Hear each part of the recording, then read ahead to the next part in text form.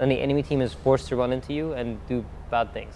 Is what I noticed. Does he go by Leon Arthur or Arthur Leon? I don't know. But I was looking. I think it's Leon. But Leon. He's popping off on Reddit these days, translating a lot of these Chinese interviews. And I was looking at one with LGD, and they were actually saying that they think a huge reason that they're beating especially a lot of the other Chinese teams is based on essentially picking a timing that they know is stronger, and then just saying you come at us, and you're not good enough to to break our defense essentially. And they said that they didn't win every game like that, but they take those games when they can. They literally said the word get those where it's just like they literally said the word turtle. You turtle and go late. So during the Secrets era of dominance in the online period, this is what it felt like, because we played against them all the time.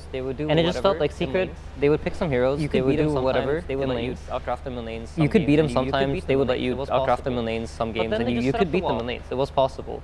But then they just set up the wall on a high ground. There's a puppy on a high ground. You know where he is. You don't see him, but you know he's there. And then they just wait for you, because they know if you go up that hill, you're going to lose the game. And the map hasn't fundamentally changed that much in that way. So I think like the concept of that way of playing still works pretty effectively for them. And I think they.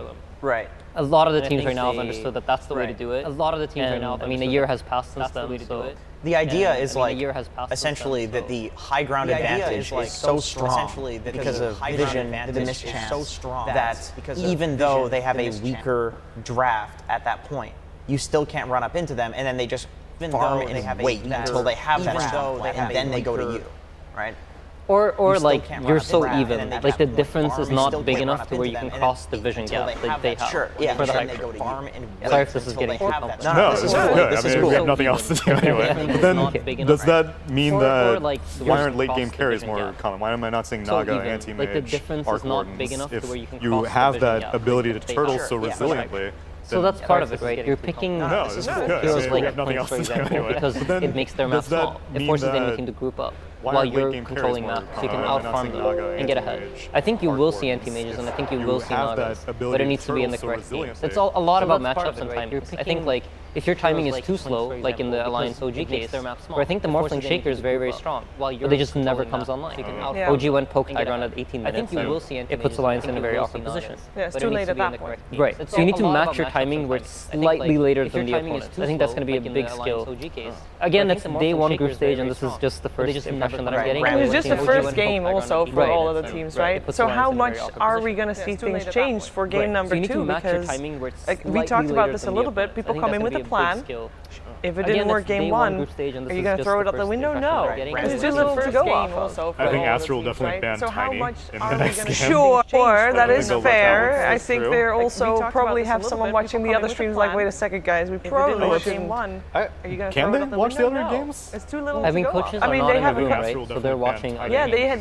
Yeah, so then in between games they debrief and be like, yo guys, saw Io Gyro on this other game. So that's the benefit of the analyst, right? For us, for example, Jabs would be spending most of his time looking at all the other games, while William focuses on the room, right? Focuses on our own games. But yeah, so then in between games they debrief and be like, yo guys, saw Io Gyro on this other game. So yeah, I think you want to have someone watching to debrief. Yes. Yeah, that's a lot of. I mean, we just saw that not a single hero was duplicated. It took 4 of us to figure that out. And now game 2, yeah. So I think EG, they're not going to get Tiny again. I think that T1 didn't really show enough on the IO. I think they can figure that out. It's hard to say, right? We didn't get to see the game that much. Game 2, yes. Sure, but EG, especially because it was against a Morphling, like you said. I think Morph is a great answer to Gyrocopter in general. T1 didn't really show enough on the IO. I think that's a weird matchup because I feel like with the strength of Scotty, it's like gone kind of the other way, and the fact that Gyro will like totally outfarm a Morphling, especially with an IO. So it's like in order to beat that as Morphling, you actually have to. It's not as like easy as it used to be. You have to actually come out the other way. But we didn't. As a gyrocopter specialist myself, especially with an IO. So it's like in order to I was forced to practice that. It was a requirement for my team. My team was like, Aiden, community service. You need to play gyrocopter to gold tier at least, just so we're safe for next TI. It was a requirement. Anyway, my team was like, as gyrocopter, you have the advantage that you need to play gyrocopter to gold tier at least,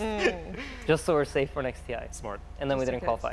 Anyway, you have as gyrocopter, you have the advantage that you can outfarm